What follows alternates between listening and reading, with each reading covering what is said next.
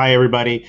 I just wanted to give you a mid-month stats update on what's happening in the market so far because things are changing very rapidly. And I didn't want to wait a whole month to give you another update. So if you saw my video for May, we were talking about the stats up until the end of April. So this is what's happening up until last week. So as we move on here, if you look at my screen, and these stats have been accumulated by a company called Broker Bay. They organize stats, showings, etc. for brokerages all across the GTA. Certainly not all brokerages, but a very large chunk of them. So it is a good representation of the stats. So as you see here, and if you recall from my last video, I talked about how we were kind of bottoming out at the end of April there. And things were starting to pick up, at the end of March, my mistake.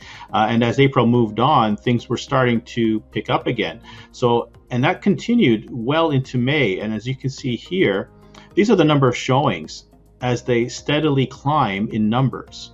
And to the effect that the peak now of showings that we're seeing is right about where the lows were pre-COVID-19. So that's definitely a good sign that we're starting to get back into pre-COVID numbers. We're not there yet, but we are getting there. So this is a closer look here over the last 30 days, and you can see it better that the number of showings is steadily improving every week. As we move on, if we want to look at the numbers more closely, here you can see the number of showings month over month went up by over 100%. And the offer registrations as well went up by almost the same number, which is no surprise because offers are tied in closely with the number of showings. And you can see on the supply side, the number of MLS listings also has gone up by almost 50%. Same with the number of exclusive listings. So people are still trying the exclusive market before going to the MLS market. And the number of sales has also gone up by about the same amount. So again, that's a very good sign that we are starting to get back into the market starting to pick up again. Buyers have the confidence, sellers have the confidence, so we're starting to move up. And here we can see week over week numbers, not as dramatic as the month over month numbers, but certainly shows a slight improvement week over week. So from last week for the week before to last week, that we saw a 5% jump in number of showings and a 13% jump in the number of offers. So again, that tells me there was quite a bit of pent up demand.